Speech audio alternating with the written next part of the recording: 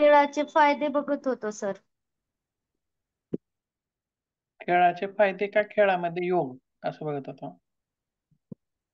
हा म्हणजे तेच शारीरिक विकास, मानसिक विकास. खेळामध्ये योगाचा समावेश कसा करता येईल हा भाग आपण पाहिला होता. त्याच्या अगोदरच्या तासामध्ये खेळाचे फायदे आपण बघितलेले होते. जसे की शारीरिक, मानसिक काय काय जे फायदे आहेत, सामाजिक हे सगळे फायदे बघितले. त्याच्यानंतर शेवटचा जो तास होता त्याच्यामध्ये योगामधला कोणकोणता भाग आपल्याला तिथं वापर करता येईल ते पाहिलं होतं. त्याच्यामध्ये सुद्धा यम नियमांचा भाग झाला होता. हा. आठवत आठवते हो का? सर, हो हो. यम बरोबर. नियमांचा भाग झाला. त्याच ठिकाणी आणखीन तप म्हणजे काय, स्वाध्याय बघितला आपण. हो. ते काय, सत्य कसं वापरता येईल, बरोबर आहे. चिटिंग न करणे असं काय काय बघितलं होतं आपण. त्यासोबत आणखीन काही खेळाडू जे असतात बघा, ते ड्रगचा वापर करतात, स्टेरॉइड वापरतात किंवा असं आपण बरेच वेळेस ऐकतो बघा. म्हणजे तर जी ऊर्जा लागणार असते खेळामध्ये अतिशय प्रमाणामध्ये, ती जी ऊर्जा आपण त्या स्टेरॉइड मार्फत किंवा त्या ड्रग्ज मार्फत आपण घेत असतो. म्हणजे हे सुद्धा कशामध्ये येईल हो? हे न घेणं कशामध्ये येईल किंवा घेणं कशामध्ये येईल यम नियमामध्ये? तप. तपामध्ये येईल का सत्यामध्ये येईल? तप म्हणजे निश्चय करणे ना. सत्य, सत्य. म्हणजे कोण- तुम्ही तिथं खोटारडेपणा करताय. बरोबर आहे. म्हणजे जसं की चीटिंग करणे हा प्रकार सुद्धा कशामध्ये होता? खोटारडेपणा करण्यामध्ये होता. म्हणजे आपण हारलोय किंवा आपण आउट झालोय हे आपण न स्वीकारणं म्हणजे काय आहे? खोटेपणाचा अवलंब करणं, असत्याचा अवलंब करणं. त्यासोबत आपण जे स्टेरॉइड वगैरे किंवा हे असे औषधं घेतोय, तो प्रकार सुद्धा कशामध्ये येतो मग? त्याच्यावरती त्या खेळाडूवरती वेगवेगळ्या चाचण्या केल्या जातात.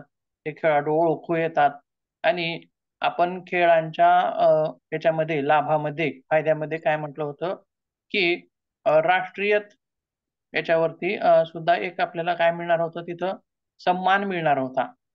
आणि जर एखाद्या राष्ट्राचा खेळाडू अशा गैरप्रकरणामध्ये जर सापडला, तर त्याचं ते राष्ट्रीय जे हे आहे मान-सन्मान, तो सुद्धा त्या मान-सन्मानाला सुद्धा हानी पोहोचते. बरोबर आहे का? आणि दुसरं म्हणजे हा लाभ तर तो गमावणारच आहे. त्यासोबत त्यानं असत्याचा अवलंब केल्यामुळं तो काय होणार आहे, त्या खेळामधून बाहेर निघणार आहे. म्हणजे जिथं-जिथं शक्य असेल, जितकं सहसा आपण अशी जी गैरप्रकरणं आहेत, ती सुद्धा टाळावीत, असं इथे सांगायचं होतं. म्हणजे यम-नियमांचा भाग आपला सर्वच ईश्वर प्रणिधान पण आपण पाहिलेलं होतं. त्यासोबत आसन हा भाग आपला चालू होता. बरोबर आहे. मग आसनामध्ये आसनांची आवश्यकता कशी आहे खेळाडूंसाठी? किंवा बघा आपण खेळाडूंसाठी योग पाहतोय. मग खेळाडू व्यायाम करत नाहीत का? मग का गरजेचा आहे योग सांगा बरं? योग का? खेळाडूंचा शारीरिक, मानसिक विकास. हां. ते जे खेळाडू आहेत, आता व्यायाम म्हटलं, की त्या व्यायामामध्ये नैतिक मूल्यांचा समावेश होत नाही. किंवा आपण शाळेमध्ये सुद्धा जो योग म्हणला, तर शाळेतील विद्यार्थी सुद्धा खेळ खेळतात. भरपूर खेळ खेळतात, बागडतात, वेगवेगळ्या क्रिया करतात. मग त्याच्यातून सुद्धा त्यांचा व्यायाम होतो आणि खेळ जे आहेत, त्याच्यामध्ये सुद्धा त्यांचे वेगवेगळे व्यायामांचे प्रकार असतात. ते प्रकार करत असतात. मग आणि योग, मग का गरजेचा आहे योग त्या ठिकाणी?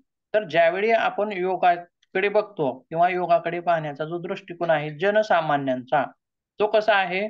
फक्त आसन आणि प्राणायाम इतकाच त्यांचा कसा आहे बघण्याचा दृष्टिकोन आहे. परंतु याच्याही पुढे जाऊन आता बघा, आपण 2 गोष्टी लक्षात घेतो. खेळाडूंसाठी योग म्हणलं, की मग काय खेळाडूंना आपण काय देता येईल योगामधून? तर जनसामान्याचा विचार काय असेल, की सूर्यनमस्कार, आसन, प्राणायाम हे आपल्याला तिथं देता येईल. मग हे इतकंच आहे का? हे सूर्यनमस्कार, आसनं, प्राणायाम शरीराला व्यायाम देतात. बरोबर आहे.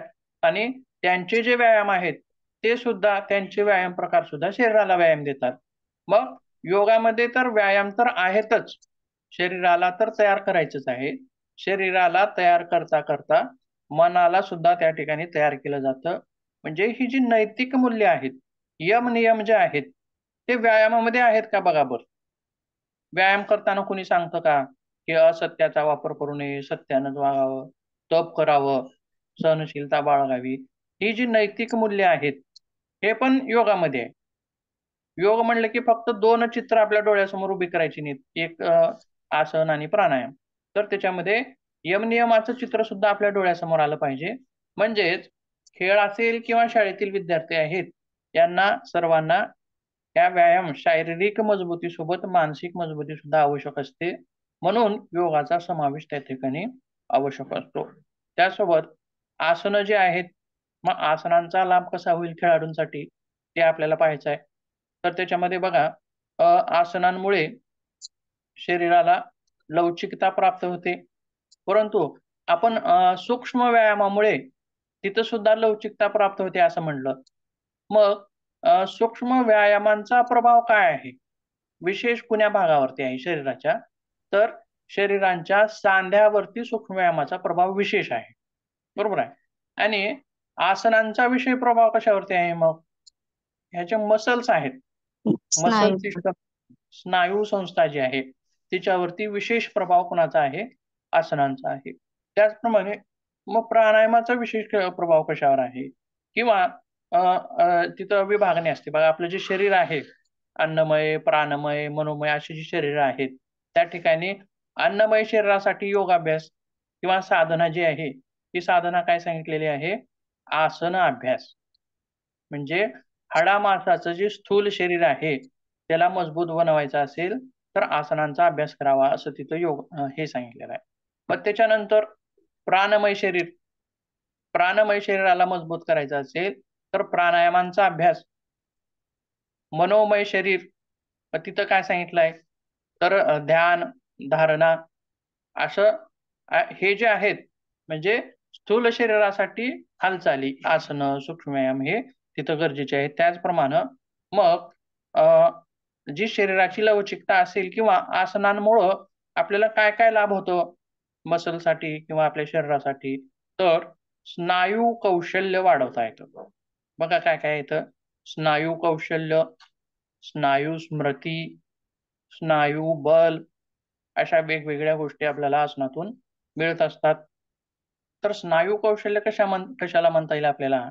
तर बघा, आपल्या स्नायूंना जर समजा एखादी हालचाल जर वारंवार दिली, एखादी हालचाल जर वारंवार दिली, तर तसं जर प्रशिक्षण दिलं किंवा हा जो लाभ आहे, तो सूक्ष्म व्यायामाने सुद्धा मिळू शकतो. म्हणजे स्नायूचं जे कौशल्य आहे, एखादी क्रिया एखाद्या स्नायूला किंवा आपण रनिंग आहे, तर त्या रनिंगसाठी उपयोगी पडणारी कोणती सूक्ष्म व्यायाम आहे, ते आपण त्याच्यामध्ये ॲड करू शकतो.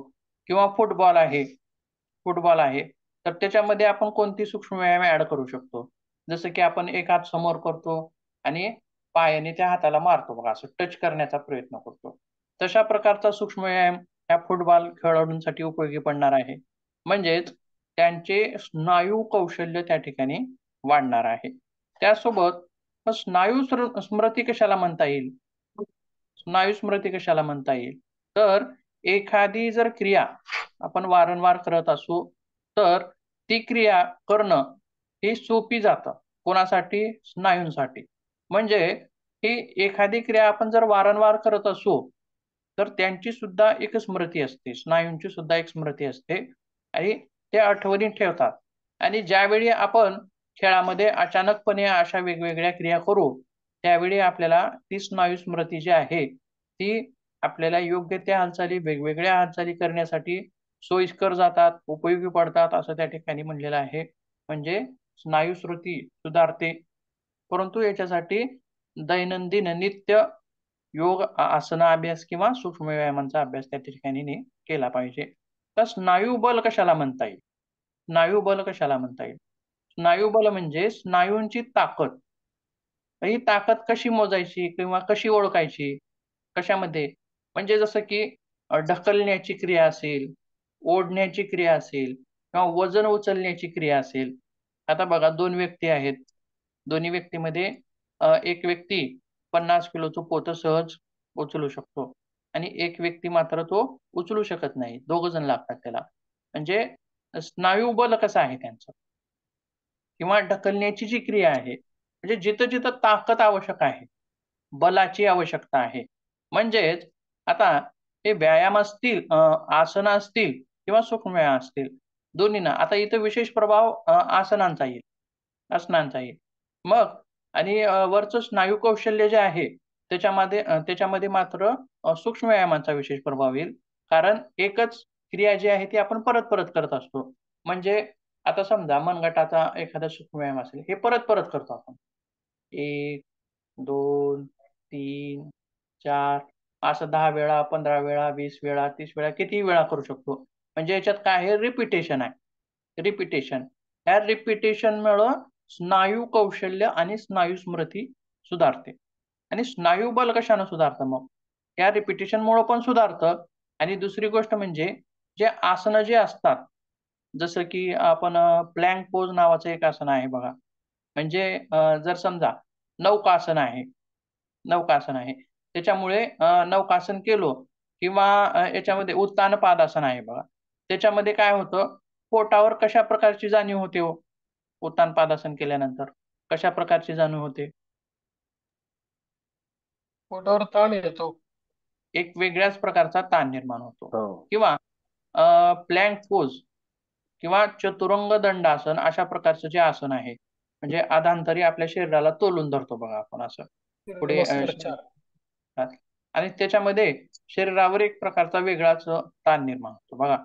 म्हणजे स्नायू बल जर वाढवायचं असेल तर त्याच्यामध्ये स्ट्रेंथ ट्रेनिंग अशा प्रकारचे व्यायाम येतात. म्हणजे जसं की ते जिम मध्ये करतात बघा, ओझं उचलणं किंवा ढकलणं अशा ज्या क्रिया आहेत. पण तशी पद्धत तर आपल्या योगामध्ये नाही. मग ती कशी वाढवता येईल आपल्याला? जसं की आपण आसनं करताना बघा, एखादं आसन आपण रिपीट करू शकतो किंवा एखादं आसन आपण एखाद्या मिनिटापर्यंत थांबवू शकतो. म्हणजे 2 प्रकार झाले. बरोबर आहे. मग हे रिपीट करण्याचा जो प्रकार आहे, असं समजा भुजंगासन आहे. परत 1 काउंटिंगमध्ये करतोय आपण. परत खाली आलो, परत 2, 3, 4, 5 असं जे आहे, अशा प्रकारामुळं सुद्धा आपल्याला स्नायूंचं बल वाढवतं. कारण त्याच्यामध्ये आपण प्रत्येक प्रकार करू शकतो. किंवा बघा आणखीन जर एखाद्या स्नायूवरती जास्त ताण येऊन आपण ते आसन हे करतोय, जसं की वृक्षासन आहे. आता वृक्षासन केल्यानंतर एका पायाच्या स्नायूवरती काय येतो जास्त प्रमाणामध्ये? म्हणजे अशा प्रकारच्या व्यायामामुळे सुद्धा स्नायूमध्ये मजबूती येते किंवा स्नायू बल त्या ठिकाणी वाढवता येतं. किंवा हीच काउंटिंग आपण वाढवू शकतो जसं की हे वृक्षासन आहे 1 मिनिटापर्यंत पहिल्यांदा, त्याच्यानंतर 2 मिनिटापर्यंत, त्याच्यानंतर 3 मिनिटापर्यंत. म्हणजे पहिल्यांदा आपण 3 मिनिटापर्यंत करू शकणार नाही. पण जसं जसं आपलं स्नायू बल वाढत जाईल तसं तसं आपण 3 मिनिटापर्यंत, 4 मिनिटापर्यंत असं आपण ते वाढवू शकतो. किंवा आपलं हे आहे बघा, चक्रासन. चक्रासन आपण सुरुवातीला किती मिनिटं करू शकतो हो? किती मिनिटापर्यंत करता येईल सुरुवातीला? अर्धा मिनिट. अर्धा मिनिटापर्यंत करू शकतो. परंतु तोच अभ्यास म्हणजे त्याच्यामध्ये स्ट्रेंथ ट्रेनिंग नावाचा जो प्रकार आहे, त्याच्यामध्ये कसं आपल्याला दाखवता येतो? म्हणजे एक प्रकारचं शारीरिक वजन वापरून. आता जिममध्ये काय करतो आपण? बाह्य वजन वापरून ते व्यायाम करतो. बाह्य वजन म्हणजे डंबेल्स म्हणा किंवा असे जे आहेत, हे शारीरिक स्वतःचं वजन वापरून ते व्यायाम आपण करत नाही. तर ते बाह्य वजन वापरून आपण ते व्यायाम करत असतो. परंतु ही आसनं जी आहेत, याच्यामध्ये मग स्ट्रेंथ ट्रेनिंग नावाचा प्रकार कसा येतो? तर स्वतःच्या शरीराचंच वजन वापरून. आलं का लक्षात? स्वतःच्या शरीराचंच वजन वापरून आपण ती ट्रेनिंग करत असतो किंवा त्या प्रकारचे व्यायाम करत असतो. जसं की आपण आता सांगितलं की चक्रासन, त्याच्यामध्ये आपण अर्धा मिनिटापर्यंत थांबवू शकतो. का? तर आपल्या शरीराचं वजन आपण त्या ठिकाणी ते तोलू शकत नाही किंवा तेवढा वेळ ते आपण धारण करू शकत नाही. परंतु जर आपण ते सतत करत गेलो तर त्याच्यातून काय होणार आहे? आपली जी स्ट्रेंथ आहे, बळ जे आहे, स्नायू बळ जे आहे, ते वरचेवर वाढत जाणार आहे. आणि आपण अर्ध्या मिनिटापासून ते 5 मिनिटापर्यंत सुद्धा नंतर कालावधीनंतर रोजच्या प्रॅक्टिस नंतर आपण ते करू शकतो. म्हणजेच हे वेगवेगळी जी आसनं आहेत ती आपल्या शरीरातील स्नायू बल वाढवण्यासाठी ती उपयोगाला येतात. मग ते स्नायू बल वाढवून फायदा काय आहे? मग का गरज आहे या स्नायू बलाची? कशासाठी वाढवायचं हे स्नायू बल? तर ज्या वेगवेगळ्या क्रिया आहेत, खेळामध्ये खेळल्या जाणाऱ्या वेगवेगळ्या क्रिया असतील किंवा जिथं आपल्याला ह्याची गरज असेल, बलाची आवश्यकता असेल किंवा स्नायू बल वाढवल्यामुळं अ, तग धरण्याची क्षमता जी आहे ते आपल्याला त्या ठिकाणी वाढवता येते. वेदना कमी होतात किंवा वेदनांना दूर ठेवण्यासाठी सुद्धा आपल्याला मदत मिळते आणि एखादं कार्य आपण जास्त वेळ करू शकतो. म्हणजे एखादं कार्य जास्त वेळ आपण करू शकतो. हा एक फायदा स्नायू बलाचा आहे. जसं की आपण घोडा आहे. घोडा हा रात्रंदिवस उभा राहू शकतो. पण आपण उभं राहू शकतो का? नाही. तो जास्त वेळ पळू शकतो. कारण त्याच्या स्नायूची ती ताकद आहे. आपण पळू शकतो का? नाही. परंतु आपल्या स्नायूचं बळ वाढवून आता समजा क्रिकेटचा खेळ आहे. हा किती तास चालतो हो क्रिकेटचा खेळ? 4 तासापर्यंत. किती तास? क्रिकेट तर किंवा म्हणजे रनिंग मोठ्या आहे. मॅच 2-4 दिवस असतात. दिवसभरापर्यंत पण चालतो ना. क्रिकेट कोणता आहे? कसोटी का 20 त्याच्यावर अवलंबून आहे समजा का वन डे 50 ओव्हरचा आहे त्याच्यावर अवलंबून. सर्वसाधारण एक दिवसभर पण चालतो. एक दिवस वन डे असेल का 20 असेल त्याच्यावरती ते अवलंबून असणार आहे. परंतु कालावधी जास्त असणार आहे. कालावधी जास्त असतो त्याच्यामध्ये. बरोबर आहे. किंवा रनिंग असेल. मग अशा वेळी काय होतं की आपली शारीरिक शक्ती किंवा आपण जास्त वेळ त्याच्यामध्ये तग धरू शकतो. आणि आता बघा ह्याच्यामध्ये फरक कसा सांगता येईल? एखादा व्यक्ती आहे जो काम करतोय, शारीरिक कष्ट करतोय, तो लगेच दमतो. स्नायू बल वाढवल्यामुळं काय फायदा होतो बघा त्याच्यात या उदाहरणावरून आपल्या लक्षात येईल. 2 व्यक्ती आहेत. एक व्यक्ती शारीरिक श्रम करताना लगेचच थकतो. 5 मिनिटामध्ये थकतो आणि खाली बसतो. आणि दुसरा जो व्यक्ती आहे, तो शारीरिक कष्ट करताना 10 मिनिटं, 15 मिनिटं, 20 मिनिटं किंवा अर्धा तास किंवा 1 तास जरी केला तरी तो थकत नाही, बसत नाही. म्हणजे दोन्हीमध्ये काय फरक आहे? स्नायूची क्षमता. क्षमतेचा परिणाम. स्नायू बलाचा परिणाम आहे. म्हणजे होल्डिंग ज्याच्यात पोजमुळे स्नायू बल कमी आहे, ज्याच्यात स्नायू बल कमी आहे, तो कमी कालावधीपर्यंत शारीरिक कष्ट करू शकणार आहे आणि ज्याच्यामध्ये स्नायू बल जास्त आहे, तो जास्त कालावधीपर्यंत तो शारीरिक कष्ट करू शकणार आहे. म्हणजे याचा उपयोग साहजिकच खेळांमध्ये होणार आहे. आलं का लक्षात? ज्यांचं स्नायू बल कमी असेल ते लवकर थकतील खेळामध्ये. परंतु खेळामध्ये आणखीन एक आवश्यक गोष्ट असते, ती सुरुवातीला जो उत्साह आहे, फर्स्ट ओव्हरला जो उत्साह आहे, तो शेवटच्या ओव्हरपर्यंत उत्साह टिकला पाहिजे. बरोबर लक्षात? किंवा फर्स्ट ओव्हरचा उत्साह अर्ध्या ओव्हरपर्यंतच टिकतोय, ते सुद्धा चुकीचं आहे. म्हणजे फिल्डिंग करताना आपल्याला पूर्ण ओव्हर फिल्डिंग करावी लागते. बरोबर आहे. का बॅटिंग जे असते ते आउट झालं का विषय संपला. पण फिल्डिंग करताना मात्र सगळ्याच्या सगळ्या ओव्हर आपल्याला थांबून राहावं लागतं. म्हणजेच याच्यामध्ये जे आहे सुरुवातीपासून शेवटपर्यंत तेच बल आपल्याला टिकवण्यासाठी त्या ठिकाणी मदत होते. म्हणजेच आसनाने काय काय परिणाम होतो ते शरीरावरती आपल्या लक्षात आलेलं आहे. त्यासोबत आता आसनांच्या नंतरचा जो भाग आहे तो आहे प्राणायामांचा. मग प्राणायाम आपल्याला कुठं उपयोगी पडतील खेळाडूंसाठी? तर प्राणायाम विशेष उपयोगी खेळाडूंना आहे. का? तर खेळामध्ये जर समजा एखादा रनर आहे, तर त्याचा वीकनेस काय आहे त्या रनरची? तर दम लागणे. बरोबर आहे. जर जास्त लवकर दम नाही लागला तर तो कितीही जास्त धावू शकतो. परंतु आता सहजच तुम्हाला पहिल्यांदाच धावायला नेलंय आणि दम लागला की आपण त्याच्यातला रनिंग मधली वीकनेस काय आहे, पॉईंट काय आहे, वीक पॉईंट की पटकन दम लागला की आपण तिथे थांबतो आणि थांबावंच लागतं. कारण आपण त्या शारीरिक क्षमतेच्या पुढे आपण धावू शकत नाही.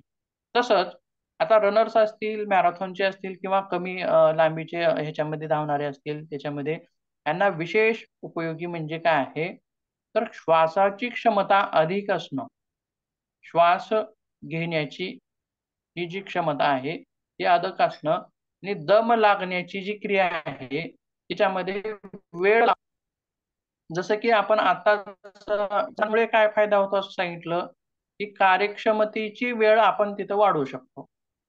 शारीरिक स्नायूंची कार्यक्षमतेची वेळ जास्त आपण तिथं वाढवू शकतो. त्याचप्रमाणे दम लागणे जो प्रकार आहे त्या दम लागण्याच्या प्रकाराची वेळ आपण वाढवू शकतो. कशामुळं? प्राणायामामुळं. याच्यात कोणते कोणते प्राणायाम आहेत? भरपूर प्राणायाम आहेत वेगवेगळे. त्याच्यापैकी आपण काही प्रकार बघूयात. जसं की सेक्शनल ब्रीदिंग नावाचा भाग आहे. तुम्हाला होता का? झालाय का हा प्रकार सेक्शनल ब्रीदिंगचा? या चालू मराठी सिलेबस मध्ये. मराठीत अनुलोम विलोम. अनुलोम विलोम नाही, सेक्शनल ब्रीदिंग. झालंय सर, फर्स्ट सेमिस्टरला झालंय. फर्स्ट सेमिस्टरला हा सेक्शनल ब्रीदिंगचा भाग तुम्हाला झालेला आहे. तरी पण आपण आता याच्या खेळामध्ये बघूया. तर सेक्शनल ब्रीदिंग म्हणजे काय? तर वेगवेगळे भाग श्वसनामध्ये वेगवेगळे भाग वापरून आपण त्या ठिकाणी ते श्वसन करत असतो. हा झालंय. कसं? उदय श्वसन, छाती श्वसन. ब्रीदिंग असेल, ॲब्डॉमिनल ब्रीदिंग, चेस्ट ब्रीदिंग, क्लॅव्हिक्युलर ब्रीदिंग. ह्या ज्या वेगवेगळ्या ब्रीदिंग आहेत त्या आपण सेक्शनल ब्रीदिंग मध्ये बघितलेल्या आहेत. आणि आता यांचा विशेष काय फायदा आहे किंवा ॲब्डॉमिनल ब्रीदिंगचा विशेष काय फायदा आहे? तर आपल्याला श्वसन जी क्षमता आहे, फुफ्फुसाची जी क्षमता आहे, धारण क्षमता, ती आपण वाढवू शकतो. किती पट वाढवू शकतो? बघा बरं, आपण एक इमेज बघूया.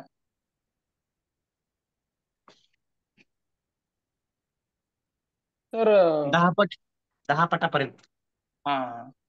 10 पटापर्यंत आपण सामान्य व्यक्तीपेक्षा 10 पट आपण ही सेक्शनल ब्रीदिंग मुळे काय आहे, श्वसनाची धारण क्षमता त्या ठिकाणी वाढवू शकतो. बघा याच्यामध्ये सांगितलं आहे. बघा 2 प्रकार याच्यामध्ये दाखवलेले आहेत. बघा ग्राफ जो दाखवलेला आहे अलीकडच्या ग्राफ मध्ये जे हे आहेत बघा, खाली वरती हे जे झालेला आहे ग्राफ, तो आहे लहान, परंतु नंतरचा जो आहे तो मोठा आहे. म्हणजे हे जे ॲब्डॉमिनल ब्रीदिंग आहे त्या ॲब्डॉमिनल ब्रीदिंग मुळे आपण हे 10 पट वाढवू शकतो असं त्याच्यामध्ये म्हटलेलं आहे. किंवा आणखीन एक गोष्ट याच्यामध्ये आपल्याला सांगता येईल, जसं की मी हृदयासाठी एक व्यायाम प्रकार सांगितला, किंवा व्यायामामुळं काय होतं, हृदय इतकं मजबूत होतं की 2 ठोक्याचा 1 ठोका मारता असं म्हणलो मी. म्हणलं हो. गेल्या वेळेस ऐकलं हो बरोबर हो आहे. सर. मग आता ह्या प्राणायामामुळं काय होतं? प्राणायामामुळं फुफ्फुसाची कॅपॅसिटी कशी वाढते? जसं की हृदय 2 ठोक्याचा 1 ठोका मारायचा, तसं श्वसन जे आहे ते 2 श्वसनाचं, एक श्वास घेतलो सोडलो, घेतलो सोडलो, असं घेणे आणि सोडणे याला एक म्हणूया आपण. तसे 2 श्वसनाचं 1 श्वसन आपण करू शकतो. म्हणजे हे कशामुळे शक्य आहे? प्राणायाम. कशामुळे शक्य करता येईल आपल्याला? तर हे प्राणायामामुळे शक्य करता येईल.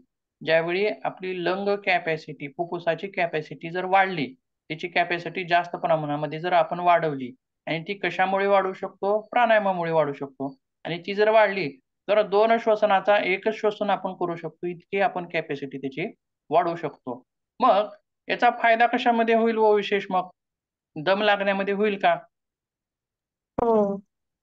दम लागण्यामध्ये सहजच होणार आहे. किंवा ज्यावेळी आपण प्राणायामांचा अभ्यास करतो त्यावेळी पहिल्या दिवशी केला जाणारा अभ्यास आणि 7व्या दिवशी केला जाणारा अभ्यास, या दोन्हीमध्ये काय फरक असतो? पहिल्या दिवशी ज्यावेळी आपण श्वास भरतो तो पटकन भरतो. काय होतो? पटकन भरतो श्वास, फुफ्फुस लगेचच भरतं. परंतु ज्यावेळी आपण 7व्या दिवशी श्वसन करू, श्वास घेऊ, त्यावेळी मात्र श्वास घ्यायला वेळ लागेल. म्हणजे काय? दोन्हीमध्ये काय फरक झाला? तर कॅपॅसिटी वाढली, फुफ्फुसाची इलॅस्टिसिटी जी आहे, लवचिकता जी आहे, आता आसनांमुळं किंवा सूक्ष्म व्यायामामुळं सूक्ष्म व्यायामामुळे कुणाची लवचिकता वाढली असं म्हणलं आपण? सांध्यांची सांधेची. लवचिकता. सांध्यांची. सांधे मुव्हेबल होतात, त्यांची क्रिया सहज ती करू शकतात, सॉफ्टनेस वाढते त्याच्यामध्ये. आणि आसनांमुळे कशाची लवचिकता वाढते म्हणलं? स्नायू. स्नायूंची लवचिकता वाढते. आणि प्राणायामानं कशाची लवचिकता वाढते आता? फुफ्फुसाची. फुफ्फुसांची. बघा, वेगवेगळ्या क्रिया करून आपल्या शरीरातील वेगवेगळ्या भागांना तसा व्यायाम देतोय. आणि याच्यामध्ये बघा, सेक्शनल ब्रिदिंग मध्ये शरीरातील एक जो भाग आहे त्याचा वापर आपण त्याच्यामध्ये करत असतो, किंवा त्याचा वापर करून आपण ती सेक्शनल ब्रिदिंग करत असतो. त्याच्यामध्ये बघा, एक मिनिट. आता बघा, ही दोन काय आहेत? फुफ्फुस आहे. आणि ती कशावरती टेकलेली आहे तो? उदरपटलावरती. हा. आता हा लाल जे स्नायू आहे किंवा हा जो पडदा आहे तो दोन भाग करतो शरीराचे.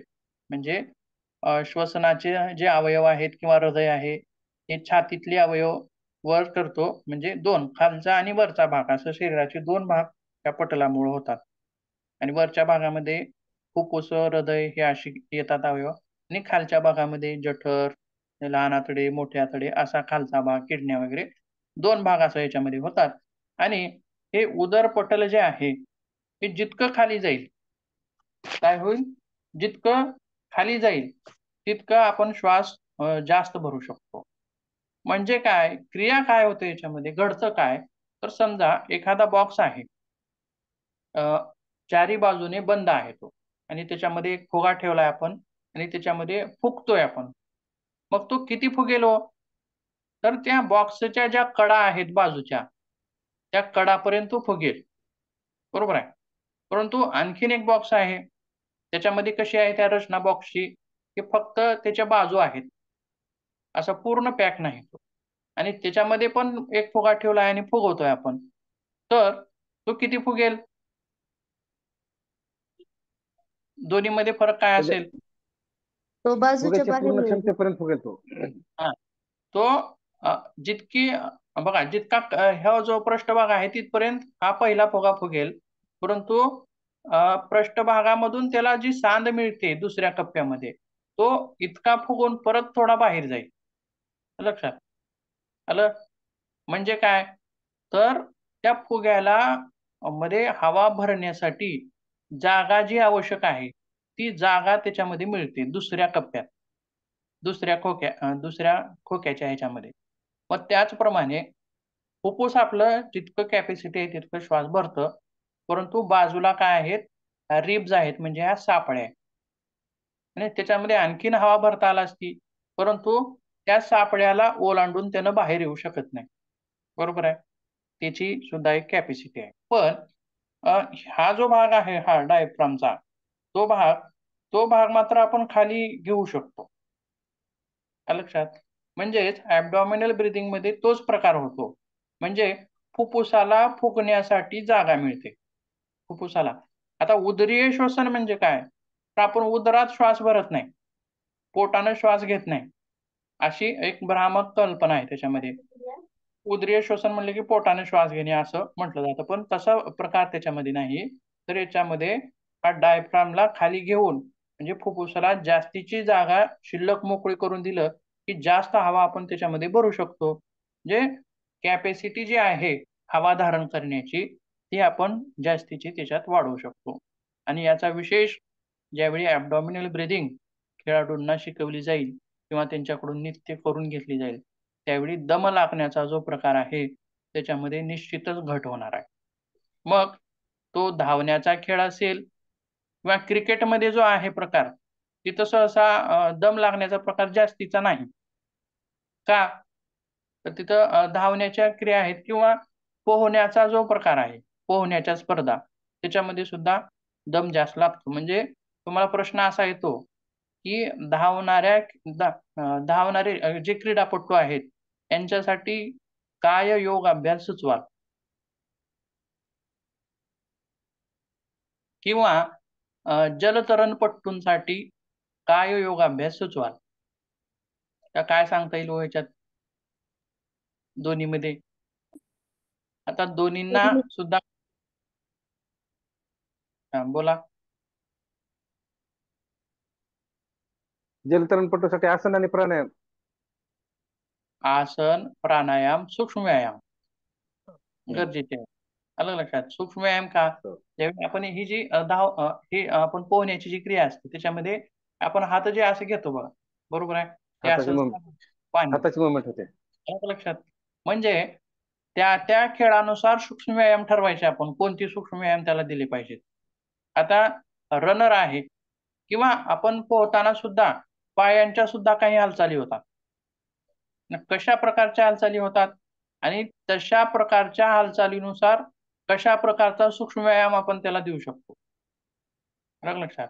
सूक्ष्म व्यायाम किंवा आसनं जे आहेत त्याच्यानं काय म्हणलं, चक्रासन सुद्धा त्या जलतरणपटूसाठी आवश्यक आहे आणि हे रनर जो आहे त्याच्यासाठी सुद्धा चक्रासन आवश्यक आहे किंवा चक्रासनामुळं मांड्या असतील किंवा पिंढऱ्या असतील त्यांचं स्नायुबल आपण तिथं वाढवू शकतो आणि या दोन्ही खेळामध्ये ते आवश्यक आहे, पळणाऱ्यासाठी सुद्धा आणि पोहणाऱ्यासाठी सुद्धा.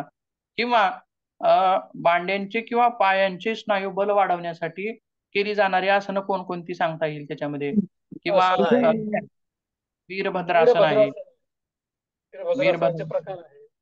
पुन्हा आणखीन कोणतं आसन आहे? वीरभद्रासनात सुद्धा 3 प्रकार पडतात त्याचे आणखीन. हो. तसं ते आपण आसन देऊ शकतो किंवा वृक्षासन आहे त्याच्यामध्ये सुद्धा आपण पायाच्या स्नायूंचं बल वाढवू शकतो किंवा आणखीन कुठले आसन? जंगाशक्ती विकासक सूक्ष्म व्यायाम. हा, जंगाशक्ती विकासक किंवा सूक्ष्म व्यायाम फक्त आणखीन बघा रनर आहेत.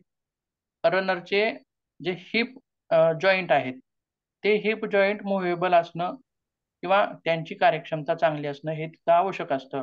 किंवा नी म्हणजे गुडघ्यांचे सांधे त्यांचे चांगले असणं, कार्यरत असणं ते गरजेचं असतं.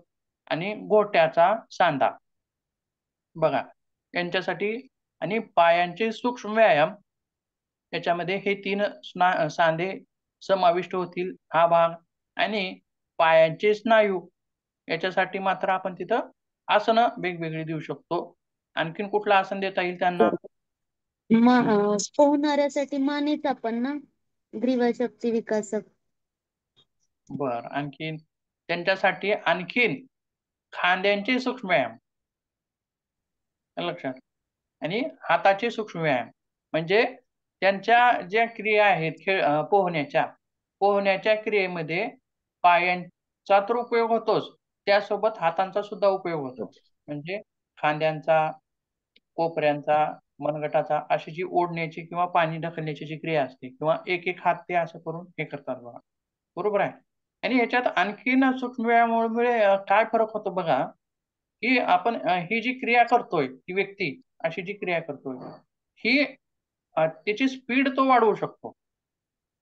अशा ज्या क्रिया केल्या जातात शारीरिक हालचाली त्या शारीरिक हालचालींची गती सुद्धा आपल्याला वाढवता येते, वाढते सुद्धा ती, कारण मी स्वतःच्या एका अनुभवातून सुद्धा ती बघितलेली आहे. आणि क्रिया जर पाणी ओढण्याची हाताची जी क्रिया जर वाढली तर तो सहजच तो जितकं आवश्यक आहे तितकं पुढे पुढे जाणार आहे. म्हणजे अशा ह्याच्यातून त्या ठिकाणी सूक्ष्म व्यायामांचे आणि आसनांचे फायदे होणार आहेत. आणि दुसरी गोष्ट म्हणजे दम ह्या दोन्ही खेळाडूंना लागणार आहे, बरोबर आहे. दम रनरला पण लागणार आहे आणि जलतरणपटूला पण लागणार आहे. मग यांच्या दोघांसाठी सुद्धा प्राणायाम आवश्यक आहेत. म्हणजेच ॲबडॉमिनल ब्रिदिंग असेल किंवा थोरॅसिक ब्रिदिंग असेल.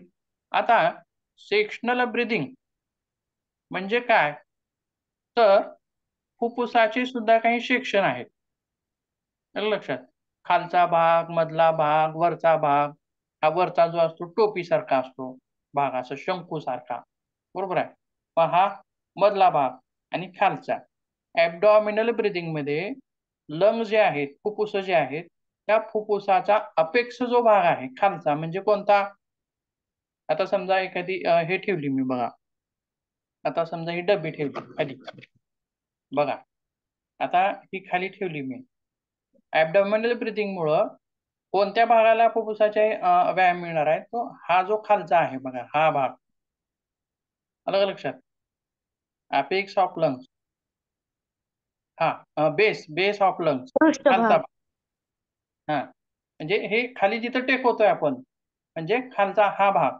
आणि नंतर आता मग सेक्शनल ब्रीदिंग ज्याप्रमाणे त्याच्यामध्ये नाव आहे त्याप्रमाणेच फुफ्फुसाचे सुद्धा सेक्शनल, फुफ्फुसाचे जे सेक्शन आहेत खालचा, मधला, वरचा, हे वेगवेगळे सेक्शन आपल्याला मजबूत करता येतात. कशामुळं? सेक्शनल ब्रीदिंगमुळं. मग ॲब्डॉमिनल ब्रीदिंगमुळं खालचा भाग आणि आता मधला भाग कशामुळं हे करता येईल, क्रियाशील करता येईल किंवा त्याची लवचिकता वाढवता येईल, कार्यक्षमता वाढवता येईल, ती जी आहे थोरॅसिक ब्रीदिंग. म्हणजे कोणती? फक्त पक्षी फक्त वापरून केली जाणारी ब्रीदिंग. याच्यामध्ये बघा आता श्वास भरताना फक्त छाती फुगते बघा. दुसरा भाग हालतोय का माझा शरीराचा? कुठलाच भाग हालतोय का बघा बघ. छाती फुगते आणि रिकामी होते. आता आणखीन एक बघा, आणखीन एक श्वसन बघा माझं, आणि त्याच्यात छाती फुगते का सांगा? फुगली का हो छाती? नाही. नाही. जरा तर हालचाल होते का छातीमध्ये बघा?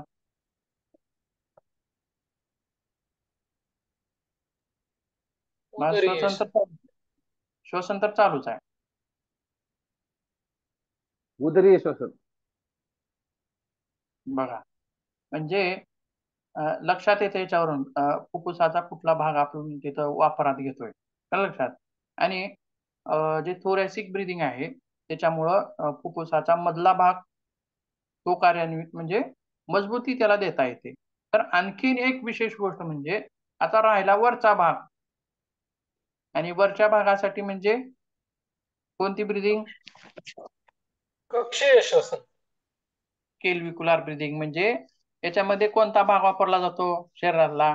तो वरचा हाडा असतात बघा, कॉलर बोन इथं असतात. मी दाखवतो, मी बघा.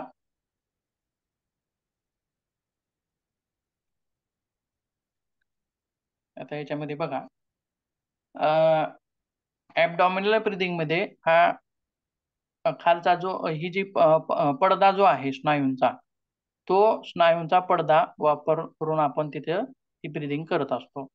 आणि थोरॅसिक ब्रीदिंग मध्ये काय होतं? ह्या रिब ज्या आहेत म्हणजे काय त्या बरगड्या, या बरगड्यांचा वापर त्याच्यामध्ये जास्त होतो. ह्या फुगवण्याचा प्रयत्न जास्त केला जातो याच्यामध्ये. आणि आता नंतरची जी आहे केल्विक्युलर ब्रीदिंग, याच्यामध्ये हे वरची जी दोन हाडं आहेत बघा, जठरूचं हाड. हा, किंवा याला स्कॉलर बोन सुद्धा असं आपण म्हणतो. स्कॉलर बोन म्हणजे काय? हा भाग, एक मिनिट, हा कॉलर बोन इथं अशा आडव्या जे दोन होत्या बघा, त्याचा भाग, तो भाग आपण तिथं वापरून करतो. म्हणजे याच्यामध्ये श्वास घेताना दोन मुठी आपण बांधून, ती कशी असते बघा क्रिया श्वास घेताना बघा. प्रॅक्टिकल झाले का तुम्हाला ह्याचं सेक्शनल नाही. ब्रीदिंग नाही सर. गेल्या हो. हे सेमिस्टर? झालंय सर, गेल्या सेमिस्टरला बरं, ठीक पहिल्यांदा आहे. तेच शिकवलं तुम्ही. तरी एकदा मी सांगतो म्हणजे लक्षात येईल. बघा, ज्यावेळी ह्या मुठ्या आपण मागे घेतो आणि खांद्याचा भाग आपण वर सरकावत मागे नेतो, म्हणजे श्वसन घेताना श्वास जो आहे तो ह्या भागामध्ये जास्त भरतो, ह्या भागामध्ये जास्त भरतो आणि हा भाग सक्रिय होतो, सक्रिय करता येतो आपल्याला त्याला तिथलं. आणि लवकर ऑक्सिजनची पूर्तता जी असते ती केल्विक्युलर ब्रीदिंग मुळे लवकर होते, असं त्याचं विशेष प्रभाव आहे. कुणाचा? केल्विक्युलरचा. आणि मग हा जो प्रभाव आहे, म्हणजे जसं की कोविड मध्ये बघा, मग गरज कशाची जास्त होती? ऑक्सिजनची गरज जास्त, बरोबर आहे. म्हणजे त्या लोकांना सुद्धा ही ब्रीदिंग आवश्यक होती, लवकरात लवकर ऑक्सिजनचा पुरवठा. आणि दुसरी गोष्ट म्हणजे काय, तर जे खेळाडू आहेत त्यांना, दम लागणाऱ्या खेळाडूंसाठी सुद्धा ही ब्रीदिंग त्या ठिकाणी उपयोगी पडणार आहे. म्हणजेच सेक्शनल ब्रीदिंग आपण केली म्हणजे काय केलं, तर त्या खेळाडूच्या फुफ्फुसाला चहू बाजूने व्यायाम दिला किंवा चहू बाजूने त्याला प्रसरण करण्यासाठी फुफ्फुसाची लवचिकता आपण त्या ठिकाणी त्या वाढवली. म्हणजे कितीही पळाला तो तरी त्याला लवकर म्हणजे दम लागू नये. दम लागू. हे लागला तर जास्तीत जास्त पळू शकतो आणखीन. त्यासोबत आता ह्या 3 ज्या ब्रिथिंग झाल्या तर त्याच्यासोबत आणखीन कुठला प्रकार सांगता येईल हो त्याच्यामध्ये? सांगा बरं का आता.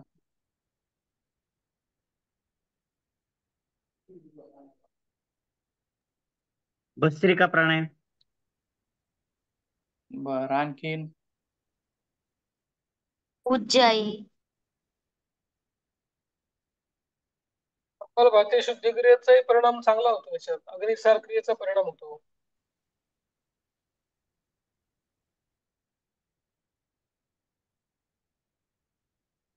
कुंभकाचा प्राणायाम, आंतरकुंभक.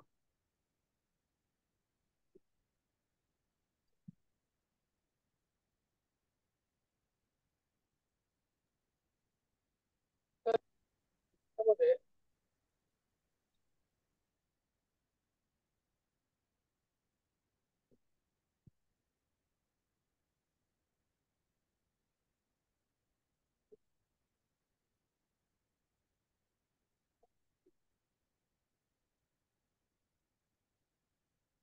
आवाज येत नाही का सरांचा?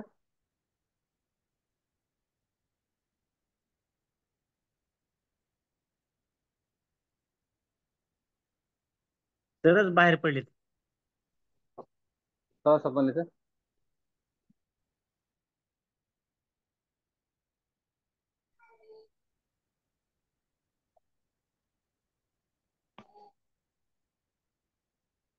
सगळेच बाहेर पडले होते का? मीच एकटा नाही, पडलो? तुम्हीच पडले होते एकटे. असं आहे का? बरं ठीक आहे. बघा कुंभकाचा प्रकार. कुंभकामध्ये 2 प्रकार आहेत. कोणकोणते? एक बाह्य आंतरकुंभक आणि आणि बाह्यकुंभक. बाह्य कुंभक. अंतरकुंभक. बाह्य कुंभक आणि आंतरकुंभक. आंतरकुंभकामध्ये काय होतं? याच्यामध्ये सुद्धा काय प्रकार घडेल हो? काय फायदा होईल त्याचा फुफ्फुसासाठी, श्वसनामध्ये काय फायदा होईल सांगा बरं? होल्डिंग कॅपॅसिटी वाढेल. होल्डिंग कॅपॅसिटी वाढेल ना, त्यामुळे श्वास लागणार नाही. Holding capacity. ऑक्सिजन राहील शरीरामध्ये. तसं नाही, तसा वापर तिथं नाही. त्याचा करता येणार नाही नाही. खेळामध्ये. तर त्याचा वापर कसा होईल? कॅपॅसिटी वाढवण्यासाठी, फुफ्फुसाची कॅपॅसिटी वाढवण्यासाठी किंवा तिची लवचिकता वाढवण्यासाठी त्याच्यामध्ये त्याचा उपयोग होईल. हे धारण क्षमता, सामावून घेण्याची क्षमता. एका घागरीमध्ये पाणी किती बसतं ते जर जास्त बसवता येईल का? कसं बसवता येईल? तर ते बसवण्यासाठी म्हणजे आपल्या कुंभक आणि कुंभकामुळे काय होतं? धारण क्षमता जास्त वाढते. म्हणजे वेळ आपण जो श्वास घेऊन ठेवलाय, धरून ठेवलाय, तो वेळ कालावधी वाढतो. म्हणजे पहिल्यांदा आपण 3 सेकंद थांबत असू, त्याच्यानंतर 5 सेकंद, 10 सेकंद, असं मिलिटरीमध्ये किती वेळ थांबवता येतं हो? त्यांना सुद्धा एक प्रशिक्षण असतं बघा मिलिटरीच्या लोकांना. माहित आहे का? ऐकले का कधी? नाही सर. कमांडो नाही, लोकांचं ट्रेनिंग असते. ट्रेनिंग असतं कमांडो. एवढं माहिती आहे, पण टायमिंग माहिती नाही. किती मिनिटापर्यंत तिची कॅपॅसिटी वाढवता येते श्वास रोखून धरण्याची? बरं तुम्ही किती 2 मिनिट वाढवू? मिनिटापर्यंत. तुम्ही 1 किती मिनिट थांबवायचं. 1 मिनिट होल्डिंग 2 करता येईल. मिनिटापर्यंत. जास्तीत जास्त तुम्ही 1 मिनिटापर्यंत करू शकता. परंतु हे 1 मिनिटाचं आपल्याला जास्त पण वाढवता येतं. बरोबर आहे? हे पण जास्त वाढवता येतं. मग याचा फायदा खेळाडूंसाठी होईल का हो? मग होतो ना. आवश्यकच होणार आहे. कारण तो सुद्धा कशामध्ये होणार आहे? आणखी परत दम लागण्याच्या प्रकारामध्ये होणार आहे, धारण क्षमतेमुळं. आणि ज्याप्रमाणे आपण सेक्शनल ब्रिदिंग मध्ये फुफ्फुसाचे वेगवेगळे सेक्शनल हे मजबूत करतो, त्याप्रमाणे कुंभकामुळे काय होतं? फुफ्फुसाच्या भिंती मजबूत होतात. काय मजबूत होतात? फुफ्फुसाच्या भिंतीची आउटर लेयर असते बघा, ती काय होते? कुंभकामुळं मजबूत आपल्याला करता येते, लवचिक करता येते. आणि त्याच्यानं काय होतं? श्वासाची धारण क्षमता आणि जास्त काळ टिकवण्याची क्षमता आपण ती वाढवू शकतो. म्हणजेच कुंभकांचा अभ्यास त्यांच्यासाठी खूप विशेष उपयोगी आहे. त्यासोबत आणखीन कुठला प्राणायाम करता येईल? हा सर, याच्यामध्ये आणखी एक फिजिकल एज्युकेशन मध्ये विशेष टर्मिनॉलॉजी आहे. ते असं म्हणतात की ऍथलीट हार्ट, म्हणजे खेळाडूचं हृदय, हा वेगळा स्वतंत्र विषयच आहे अभ्यासाचा. हो, आणि आहे. हं. त्याची त्याच्या- कपॅसिटी भरपूर असते आणि त्याला दम कमी लागतो. आणि जेव्हा तो 100 मीटरचं रनिंग करून थांबतो तेव्हा त्याला लवकर तो शांत पण होऊ शकतो. हं. दम कमी लागतो, म्हणजे हा प्रकार जो आहे तो वारंवार जे ते धावतात त्याच्यामुळं ते फुफ्फुस काय म्हणलं?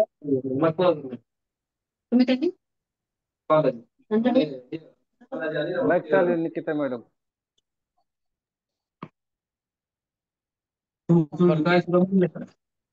बोलायचं काय मला बोला, आवाज येतोय बघा कोणाचा. काय म्हणलं बहुतेक त्यांचं हे चालू आहे वाटतं. ठीक आहे, बघा तुम्ही सर आता तुम्ही सर जे सांगितलं अगोदर काय सुरुवातीला तुम्ही शब्दप्रयोग काय केला सुरुवातीचा? ऍथलेटिक हार्ट, खेळाडूचं हृदय. प्रयत्न करतात ते. खेळाडू Mute करा कोण? निकिता मॅडम. ते पकड मध्ये का पकड, एक मिनिट. होस्ट, हा ठीक आहे, म्यूट झाले त्यांनी स्वतः. बघा, ॲथलेटिक हार्ट याच्यावर आपण गेल्या वेळेस चर्चा केली आहे. बहुतेक रवी सर त्या दिवशी नव्हते, त्याच्यामुळे तो विषय त्यांना आणि तो अभ्यासाचा विषय आहे. का तर हृदयाचं धडधडणं जे आहे ते 3 प्रकारमध्ये बघितले आपण. त्याच्यामध्ये 3 प्रकार बघितले. काहीच नाही नवीन तुला 84 पडले पण लोक नाही माहित. होस्ट राम सर, तुम्ही मॅडम होस्ट तुमचा हा, काय करायचंय? म्यूट करा किती ह्यांना. आणि म्यूट केलं होतं तरी परत करायला लागले का? मला वाटलं काही बोलायचं काय की वाटलं. मग झाले म्यूट. आता केलं होतं मी म्यूट सर्वांना. ठीक आहे, बघा त्यांनी विषय काढला म्हणून आपण थोडक्यात एका अर्ध्या मिनिटामध्ये बघूया. बघा काय आहे, 3 प्रकार सांगितले. हृदयाचं 72 ठोके होणं सामान्य आहे, 100 ठोके होणं किंवा त्याच्यापेक्षा जास्त ठोके होणं असामान्य आहे, आणि 50 ठोके होणं, 60 ठोके होणं म्हणजे कमी. 72 पेक्षा जास्त होणं हेही असामान्य आहे, 72 पेक्षा कमी होणं हेही असामान्य आहे, 72 होणं सामान्य आहे. परंतु ॲथलेटिक हृदय हार्ट जे म्हणले त्यांनी, त्यांचं हृदय जे आहे ते सामान्यपेक्षा कमी असतं. म्हणजे 68 कितीपर्यंत? 65 असं पर्यंत जातं. 65 पर्यंत सुद्धा ते जातात. म्हणजे का कारण सांगितलं? मग हे असामान्य आहे का हो? रोग आहे का हा ह्यांचा? नाही, रोग नाहीये. हा, आपण काय म्हणलं? 72 त्यांनी सामान्य म्हणलं, असामान्य म्हणलं. मग ती असामान्य आहेत का? असामान्य नाहीत.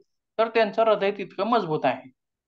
का तर त्यांची जी क्रिया होतात ॲथलेटिक्सच्या वेगवेगळ्या, त्याच्यामुळं हृदयाची कार्यक्षमता इतकी वाढते की 2 ठोक्याची 1 ठोका मारतो, असं आपण चर्चा त्याच्यावरती केलेली आहे पूर्वी. बरोबर आहे का? आठवतंय का? बघा, म्हणजे ते ॲथलेटिक हार्ट त्याच्यावरती संशोधन होणं सुद्धा आवश्यक आहे. त्यासोबत आपण बघा कुठं आले सध्या आता, प्राणायामातील हे वेगवेगळे प्रकार आपण तिथं सांगितले. आणि त्यासोबत प्राणायामाच्या नंतर कोणता भाग येतो? प्रत्याहार. प्रत्याहार. प्रत्याहार म्हणजे काय? कशाला म्हणायचं? इंद्रियांना विषयापासून अंतर्मुख करणे. अंतर्मुख करणे. प्रत्याहार. त्याच्यामध्ये 2 शब्द आहेत. परावृत्त करणे. 2 शब्द आहेत, प्रति आणि आहार. म्हणजे प्रति म्हणजे विरोध करणे, आहार म्हणजे अन्न. मग अन्न न खाणे का, असा विषय आहे का तिथं? तुम्हाला पतंजलीची तर व्याख्या माहित आहे, परंतु हेही माहित असावं म्हणून ते शब्दशः त्याचा अर्थ कसा घेतला जातो तेही सांगूयात म्हणून हा विषय सांगतोय. बघा, अन्न न घेणे, विरोध करणे, आहार म्हणजे अन्न. मग कोणाचा विरोध करणे? अन्नाचा. म्हणजे काय? जेवण न करणे का? आपण जे नाही, जेवण नाही. करतो ते जेवण न करणे का असा अर्थ तिथे घ्यायचा आहे का? तर नाही. म्हणजे जे ज्ञानेंद्रियाचे विषय. इंद्रियांचा आहार. लक्षात. आपण काय म्हणलं? इंद्रियांना अंतर्मुख बनवणे. म्हणजे डोळ्याचा विषय काय आहे? पाहणे. जेवढं चांगलं चांगलं पाहता येईल किंवा पाहण्याच्या मागे ते धावतं. बरोबर आहे. गंध जो आहे तो जितका चांगला गंध असेल तो आवडतो त्याला, घ्यावं वाटेल त्याला. बरोबर आहे. जीभ आहे, त्याला जितकं चांगलं चांगलं खाईल तेवढं चांगलं वाटतं. म्हणजे हा प्रत्येक इंद्रियांचा आहार आहे. बरोबर आहे. याला चांगलं पाहावं वाटणं, याला चांगला गंध घ्यावं वाटणं, याला चांगलं खावं वाटणं, म्हणजे हे इंद्रियांचे त्या इंद्रियाचे आहार आहेत. म्हणजे त्या आहाराला रोध करणं, यांचा अवरोध करणं म्हणजे प्रत्याहार, असा त्याचा शाब्दिक अर्थ निघतो, काढला जातो. आणि पतंजलीच्या नुसार तर ते तुम्ही आता सांगितलेलं आहे, त्याची व्याख्या कशी आहे ती. मग याचा विशेष उपयोग खेळाडूंसाठी कसा होईल सांगता येईल आपल्याला तिथं. तर ज्यावेळी खेळाडू प्रसिद्ध होतो, प्रसिद्धीला येतो, त्यावेळी त्याच्याकडं आणखीन वेगवेगळी कामं येतात किंवा आणखीन वेगवेगळी, जसं की ऍडव्हर्टाइजमेंट असेल, तुम्ही आमच्या ऍडव्हर्टाइज मध्ये मदत करा, तुम्हाला एवढे पैसे मिळतील, वेगवेगळ्या संधी मिळतात. पण म्हणजे आणखीन वेगवेगळ्या संधी, खेळाला सोडून आणखीन वेगवेगळ्या संधी मिळतात. जसं की ऍडव्हर्टाइजमेंट, वेगवेगळ्या क्षेत्रातील कार्यक्रमाचे प्रमुख पाहुणे म्हणून. वेगवेगळ्या क्षेत्रातील वेगवेगळ्या संधी मिळतात. आकर्षण येतात. आकर्षण असतील. बरोबर आहे. मग यांच्यापासून दूर राहणं म्हणजे हा खेळाडूंचा प्रत्याहार आहे. लक्षात. म्हणजे मानसन्मानाला भुरळून न जाणं.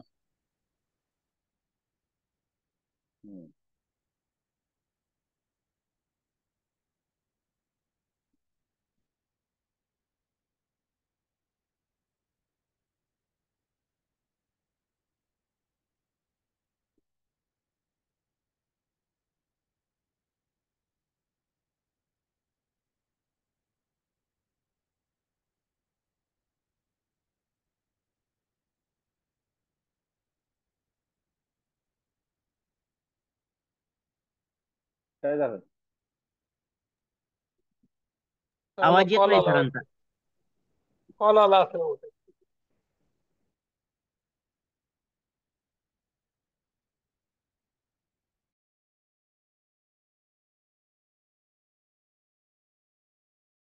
तर प्रत्याहाराच्या नंतर काय येतो विषय, कोणता आहे, भाग कशाचा आहे? धारणा, ध्यान आणि समाधी. म्हणजे हे तिन्ही जे प्रकार आहेत ते चिंतनाचे आहे. बरोबर आहे. किंवा मनाला एकाग्र करण्याचे आहेत. ज्याप्रमाणे गौतम बुद्धांनी एका विषयावरती चिंतन केलं. कशावरती? दुःख म्हणजे काय, त्याचं उत्तर काय, दुःख. बरोबर आहे. म्हणजे याच्यावर चिंतन करून, म्हणजे कशामध्ये चिंतन केलं त्याने? समाधीमध्ये या विषयावरती चिंतन केलं आणि त्याच्यातून त्यांना उत्तर भेटलं. तसंच म्हणजे धारणा, ध्यान, समाधीच्या क्रिया आहेत, हे एक प्रकारच्या चिंतनाच्याच क्रिया आहे. किंवा एका विषयावरती फोकस करणं, एका विषयावरती मन एकाग्र करणं आणि त्याला फोडणं. एखादा असं दगड आहे आपण तर त्याच्यावर घाव घालतो आणि तो फोडतो, म्हणजे त्या याच्यावरती केंद्रित केलं पाहिजे, त्या विषयावरती एका. त्याचप्रमाणे मग खेळाडूंनी चिंतन कशाचं करावं? तर एखादा खेळाडू आहे आणि त्याला अपयश आले, तो हारलाय, तर त्यानं चिंतन, मी का हारलोय आणि मी कुठं कमी पडलो. हारला म्हणजे कुठंतरी कमी पडला. आता हारणारा व्यक्ती काहीतरी कारण देत असतो बघा. मला याच्यामुळं मी हारलो, किंवा परीक्षेमध्ये एखाद्याला जर मार्क कमी पडलेले असतील किंवा एखादा नापास झालेला असेल तर काय म्हणतो, की मला ट्युशनच नव्हतं, किंवा मला शिक्षकच चांगले नव्हते, किंवा मला पुस्तकच चांगली नव्हती, मग किंवा मला वेळच मिळत नव्हता आणि मी परीक्षेच्या वेळी आजारी पडलो होतो. अशी वेगवेगळी जी कारणं देतात. म्हणजे अपयशामागची कारणं देणं, परंतु अपयश स्वीकारणं, दोन गोष्टी महत्वाच्या आहेत बघा. कारण देणारा तिथं गरजेचा नाही, तो अपयश, हा मी नापास झालोय किंवा मला एवढे मार्क पडले, तर त्याच्यामध्ये मी कुठंतरी कमी पडलोय याच्यावरती चिंतन होणं गरजेचं आहे. किंवा ज्यावेळी मी खेळाडू आहे, एखादा क्रीडापटू आहे आणि मी आज हारलोय, तर का हारलोय त्याच्यावरती चिंतन करणं हे खेळाडूंसाठी आवश्यक आहे. आता धारणा, ध्यान, समाधी चिंतनाच्या गोष्टी म्हणून चिंतन एक करणं हा एक भाग आपण त्याच्यामध्ये घेतला, आणि आणखीन एक भाग त्याचा सहसंबंध कशाशी लावता येईल, तर खेळांमध्ये ध्यान असणं. ज्यावेळी एकाग्रता, म्हणजे बघा घड्याळ वाजत आहे, घड्याळाची टिक सुरू आहे, अँकरिंग सुरू आहे, बॉल्स कमी आहेत, रन जास्त काढायचे आहेत, हे सगळं काही चाललंय आणि अँकरिंग मुळे तर एक विशेष प्रेशर त्या खेळाडूवरती येत असतं, बरोबर आहे. सगळ्या त्या खेळाडूच्या हालचालीवरती पूर्ण देशाचं लक्ष लागलंय, म्हणजे हे किती मोठं प्रेशर असेल हो. आपण समजा एखादी जर मॅच, एखादा खेळाडू जर हारला तर आपण त्याला शिव्या देतो, बरोबर आहे. मग त्याला वाटत नाही का हो, तो सर्वांचं लक्ष त्याच्यावरती असतं, सर्वांच्या मनामध्ये तो जिंकावा असं असतं, परंतु मग त्याला वाटत नाही का मी जिंकावं म्हणून, का हारावं वाटतं हो? काय वाटत असेल त्याला? त्याला तर जिंकावं वाटतच ना. त्यालाही जिंकावंच वाटतं, परंतु आपण सहजच त्याला शिव्या देऊन जातो, चांगला खेळला नाही असं. नसेल तर जिंकावंच वाटतं. म्हणजे तिथली परिस्थिती वेगळी असते. तेवढ्या मोठ्या स्टेजवरती एवढे मोठे लोक अँकरिंग करत आहेत आणि इतका कमी वेळ आहे आणि इतकी कामगिरी करायची आहे, अशा ठिकाणी तुम्हाला नेऊन ठेवलं, कसं होईल बघा बर, अनुभव करा बर त्या गोष्टीचा. आपण आहोत त्या ठिकाणी, आपण आहोत असं समजा, काय प्रेशर येईल आपल्या मनावरती, खेळता येईल का आपल्याला? तर पायाखालची जमीन फुटून जाईल. खरं काप होईल, शरीरामध्ये कंपन निर्माण होईल. हा, घोषणाबाजू चालू आहे, आजूबाजूनं आरोळ्या चालू आहेत, मोठमोठ्या किंकाळण्या चालू आहेत, खिजवणं चालू आहे, कोलाहल चालू आहे. मग काय होईल? सगळी मनस्थिती द्विधा होईल. म्हणजे पण आता इथं खरं खेळाडूचं कौशल्य पणाला लागतं, खरं कौशल्य इथं पणाला लागतं. हे जे आरोळ्या देणं असेल, अँकरिंग करणं असेल, किंवा ही वेळ आहे, किंवा इतकी आपल्याला कामगिरी करायची आहे, हे सगळं ह्या सर्व गोष्टींवरती फोकस न करता आपण काय खेळतोय याच्यावरती फोकस करणं, म्हणजे ही काय झाली हो? एकाग्रता. बघा आता आपण ध्यान जे करतो, पुढचा तास आहे का तुमचा? सरांनाच माहिती असेल तर 1-2 मिनिट घेऊया. बघा नाही हा, नाही का, वा वा, गुड, मग घ्या 5 मिनिट घ्या. बघा ध्यान ज्यावेळी आपण करतो, सुरुवातीला ध्यानाचे नियम पाळावे लागतात, किंवा आपण ध्यान करताना आपलं मन भटकतं, परंतु त्याच्यामध्ये आपण पुढे गेलो की मन भटकत नाही, एका ठिकाणी स्थिर व्हायला लागतं. परंतु आणखीनही त्याच्या पुढे गेलो की एका ठिकाणी स्थिर होण्याचा वेळ वाढतो, 1 मिनिटाचे 5 मिनिट होतात, त्याच्यापेक्षा आणखीन समाधी मध्ये गेलो की 1 तासापर्यंत आपण मन स्थिर करू शकतो. हा एक गुण ध्यानाचा किंवा फायदा. म्हणजे आणि आणखीन एक विशेष लक्ष आपल्याला ठिकाणी ध्यानाच्या वेळी घ्यावं लागतं, म्हणजे ध्यान करण्याचं ठिकाण. आता समजा तुम्ही कुठं तर ध्यानाचा एक लेख वाचताय, आणि ती लेख वाचताना आपल्याला तिथे सगळ्या सूचना दिलेल्या असतात की, आणि त्याच्याविषयी आणखीन एक गोष्ट सांगितली जाते की ध्यानाचं ठिकाण असं एक असतं त्याच्यामध्ये. म्हणजे ते ठिकाण कुठं असावं, कधी असावं, आणि ध्यानाची वेळ ही एक सांगितली जाते का, आणि ही ध्यानाची जी वेळ आहे ती ब्रह्ममुहूर्ताची सांगितली जाते, म्हणजे पहाटेची. का, कशामुळं? तर त्यावेळी सुई जरी पडली तर आपल्याला ऐकू येईल अशी शांतता राहते. म्हणजे ती उपमा आहे बरं का, म्हणजे तितकी शांतता असते असं आपल्याला तिथे सांगायचं आहे, म्हणजे एवढी शांतता असते. मग त्याच वेळी काय ध्यान करावं, तर ते वातावरण पोषक आहे ध्यान करण्यासाठी, कारण आजूबाजूचा आवाज काहीच नाही तिथं.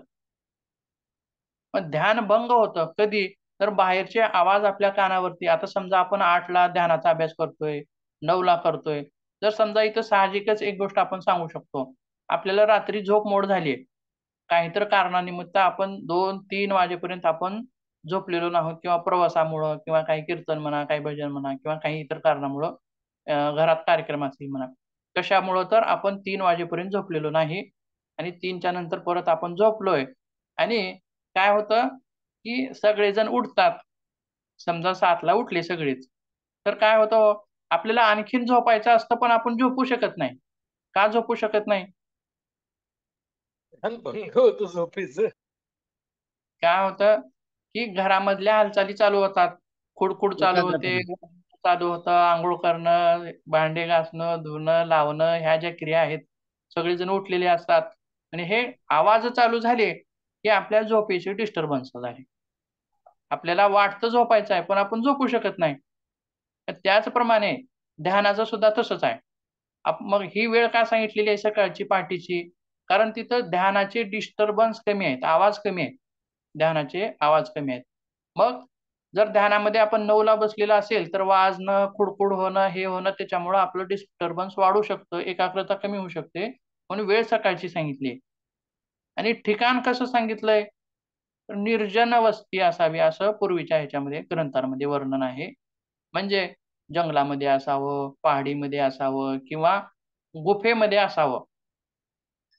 बघा किंवा मंदिराच्या मधल्या गाभाऱ्यामध्ये. म्हणजे काय? बघा मंदिराचे जे पूर्वीचे जे गाभारे आहेत तिथं रेंज सुद्धा येत नाही बघा. मोबाईलला रेंज सुद्धा येत नाही.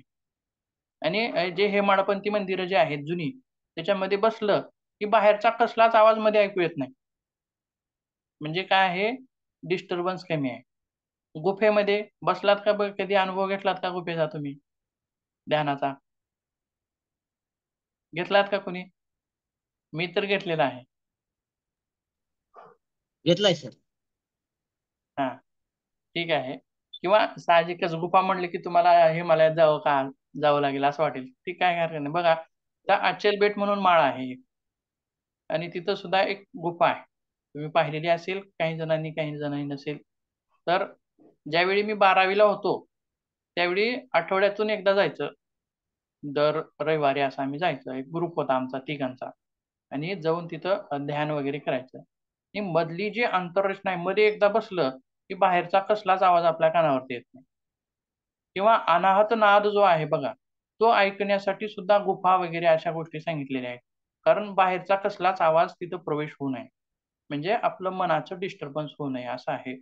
मग आता हे जे नियम आहेत, हे नियम हे प्राथमिक म्हणजे ध्यानाचे जे बिगनर आहेत त्यांच्यासाठी आहे. कोण आहेत? ध्यानाचे जे बिगनर आहेत त्यांच्यासाठी आहेत. पण ज्यावेळी आपण ध्यानामध्ये एक कमांड निर्माण करतो, ध्यानातलं कौशल्य आपण ज्यावेळी प्राप्त करतो, त्यावेळी आपण बस स्टँड मध्ये जरी बसलो तरी आपण ध्यान लावू शकतो. शक्य आहे का ते? होईल का शक्य? हो, अभ्यासाने होईल ना शक्य. शक्य आहे ते. तो सुद्धा एक अनुभव आहे माझा. बघा आपण बस स्टँड मध्ये जर बसलो, बाजारमध्ये जरी बसलो तरी सुद्धा आपण ध्यान लावू शकतो.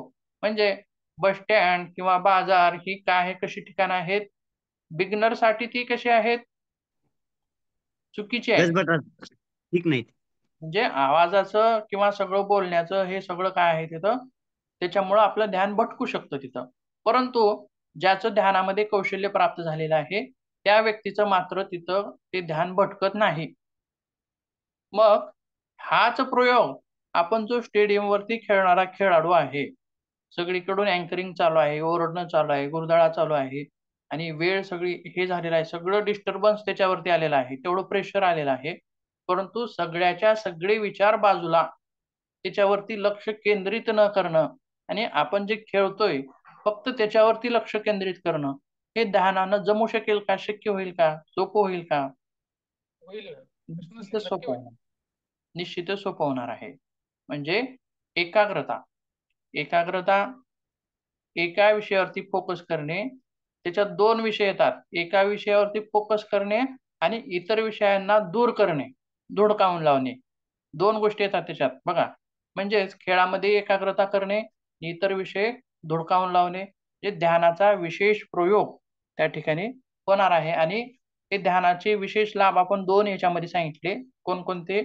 एक आहे चिंतन, आपण का हरलो याचं चिंतन करावं, कुठं कमी पडलो आपण याचं चिंतन करावं, आणि दुसरी गोष्ट म्हणजे प्रत्यक्ष कृतीमध्ये ध्यानाचा अवलंब करावा. 2 गोष्टी आपण याच्यामध्ये पाहिलेल्या आहेत. बाकीचा जो अभ्यास आहे, भाग आहे, तो आपण उद्याच्या तासामध्ये बघूया.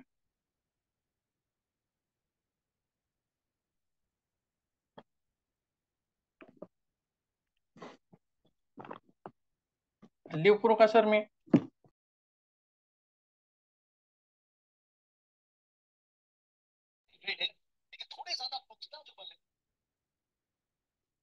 हो ठीक आहे, करू शकता सर.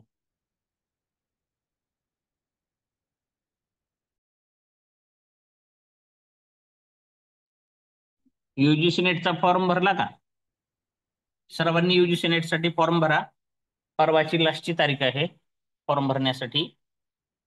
आज खूप जणांनी भरलेले आहेत. आज भरा, आता ज्यांना शक्य आहे ते, ज्यांना शक्य नाही त्यांनी उद्या भरा. आणि फॉर्मचा PDF मला पाठवा, ज्यांनी ज्यांनी UGC नेटचा फॉर्म भरलाय त्यांनी. पासे सरांनी भरलंय, आणखी बाकीचे काही जण भरत असतील, भरले असतीलही. कुडके सर, ठोसर सर, तुम्ही पण भरा. पूर्णपात्रे सर, सगळेजणच भरा. नाव घेण्यापेक्षा सर्वांनीच भरा. 21 जून ते 30 जूनच्या दरम्यान परीक्षा असेल, एक दिवस कोणत्या तरी. उद्या भरतो. हा, उद्या भरा आणि मला पाठवा ते PDF फॉर्म भरले. विषय कोणते निवडायचे ते असतात का त्यात सर? काय नाही? नाही, विषय नसतात. योगाचा विषय 100 नंबरचा कोड असतो. बर. हो, थांबा 1 मिनिट, रेकॉर्डिंग स्टॉप करतो.